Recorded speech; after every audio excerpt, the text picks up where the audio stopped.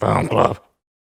Thank you for joining us for another episode of Film Club. I'm one of your hosts, Andy Harrison, and with me, as always, it's Andy Donaldson. Hello. Every week in Film Club, we invite you along to watch a film with us, and this week we're taking a look at Jurassic Park.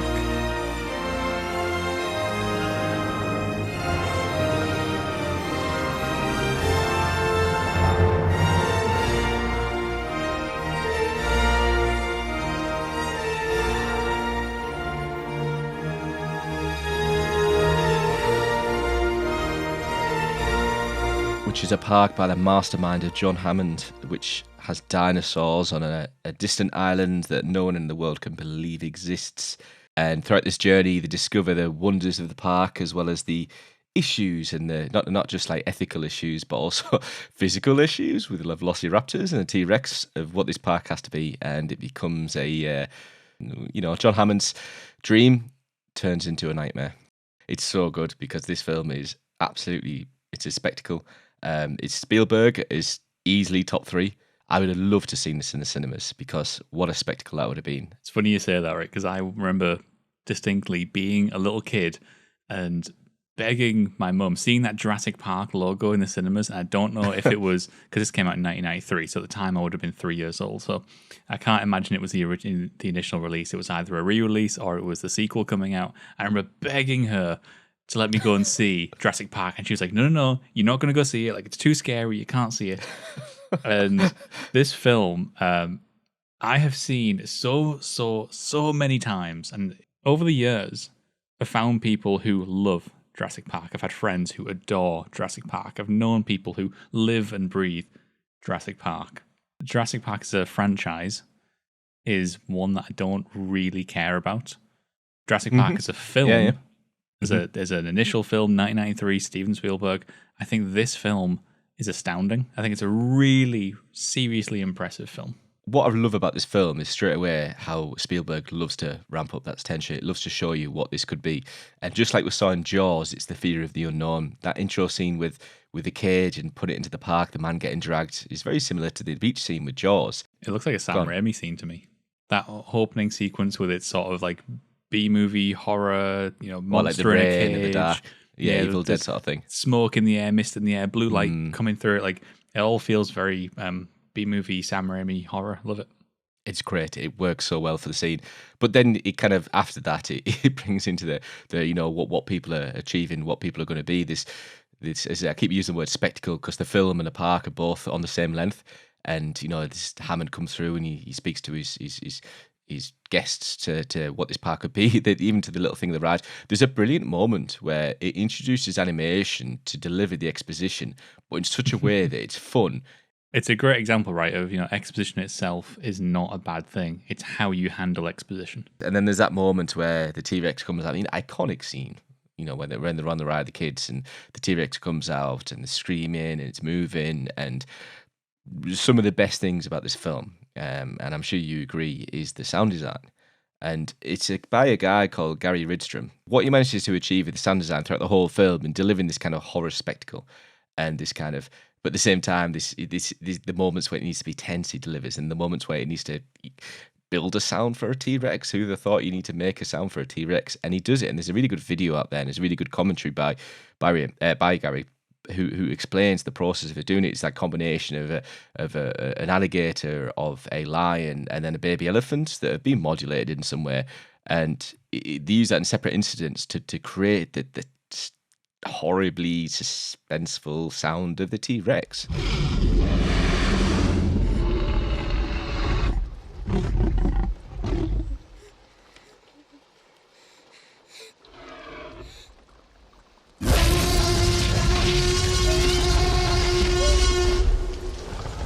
Can we pair that incredible sound design with its musical partner in John Williams?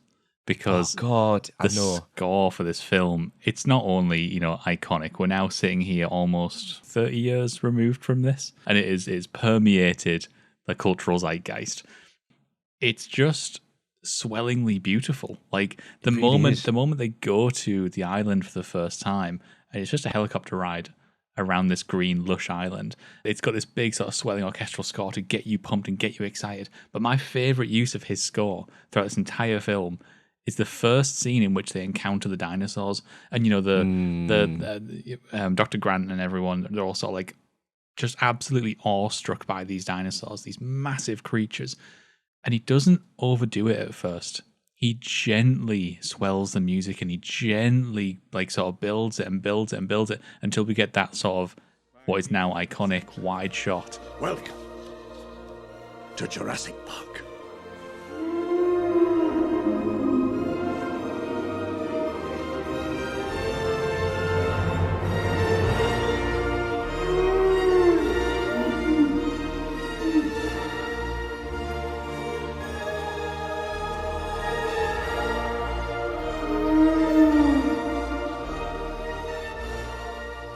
They're moving in herds. They do move in herds. Yeah, the Brachiosaurus. I'm glad you mentioned that because it's one of John Williams' best pieces ever. And on another note, like on in terms of the production, the use of practical effects, that whether it's animation, I think it's a little bit CGI. You might be able to help me out there, Andy. It holds up so well. Pretty much everybody knows, but just very quickly, Spielberg was going to go a sort of a stop motion route, something called go motion. And when they produced this stuff, he wasn't very happy with it. He was a bit like, it still looks janky. It still looks a bit sort of Jason and the Argonauts. And it was a couple of animators at ILM who sort of said to him, well, we think that, we can technology's there. We think we can probably give you a full CG render of a dinosaur. And he was a bit, skeptical. And upon seeing it, Spielberg was like, fucking hell, like, this is incredible. He said to the guy in charge of the go motion stuff, like, you're out of a job. And the guy turned back around to him and went, don't you mean extinct? And obviously it's so ridiculous that he put it into the film as well. But anyway, the point being, the whole go motion thing didn't really go anywhere. It led to this CGI creation, and it's so restrained in its use. You're right, it still looks incredible. This film might as well be the nail in the coffin for stop motion animation in blockbusters. It will never stop being mesmerizing to go through, and as the camera pans, as your like heart rate goes up, it all comes together, and it as I said, it just holds up so bloody well. It's clever knowing the limitations of the CGI, mixing that with animatronics and mixing it with a bit of puppetry, and like the whole thing comes together to make something that looks, as far as I'm concerned, just as real, if not in some cases more real than the stuff being produced today. And then we move on to the performances. Yeah, you have like great chemistry between Sam Neill, Laura Dern, and Jeff Goldblum. You have this lovely grandfather figure, Richard Attenborough, who I obviously love from The Great Escape, and it's such a different seeing him. To be fair, I probably saw him first in this. But then I think some of the best performances in this film are Joseph Mazzello, who plays Tim Murphy, the young child, and then Ariana Richards, who plays Lex Murphy. And they really, really, that T-Rex scene, they build it up so well just to be like what I was when I watched the film. I was feeling what they were feeling, and I can never not look at their faces of absolute sheer horror and look at myself back when I heard that T-Rex going, like this. So it's some great casting here, some great performances, and I was a really big fan. It's a great choice as well to take people who no one was really known for one particular thing. There was no one in the film who you sort of like, you went, oh, it's so-and-so from that thing. They were allowed to melt into the characters. If anything, Wayne Knight is probably the most known at the time. He was Newman. He was from Seinfeld. Wayne Knight's probably the only one in there who would really was known. Samuel L. Jackson a little bit. It's weird to have him in such a small role when you sort of look back in retrospect. But I just got to mention, how weird is it? Richard Attenborough starts with a Scottish accent and then just forgets about it. I didn't even take that in. Of all the times I've watched this film, I've never realised that. But I'll probably end up watching it next watch like Lazarus, and it'll kill it. So thanks, mate. I will say as well, this is one of the most, could be one of the most successful films ever. So a budget of 63 million and a box office of 1 billion, over 1 billion, sorry. So if you put that into kind of perspective of just how little to how much, it's just a testament to what this film is come and made, and the influence. I mean, look at the raptor scene where they're in the kitchen, like how much that's influenced in media, not just film. It's absolutely stunning masterpiece of a film. It's not shocking to anybody that we love it. Everyone who sees Jurassic Park sort of loves it. I do think that, as I said at the beginning, this is the pinnacle of the franchise. The second one has its charms. I think the rest of them are essentially throwaway. I don't care for the current ones. So anyway, there is Jurassic Park. You can let us know in the comments below what you think of Jurassic Park, the film and the franchise. But Andy and I are going to be back once again next week, where it's time to take a look at Toy Story. Interestingly, Gary Ridgstrom also did the sound design for this. I didn't know that. Neither did I. Until then, get watching.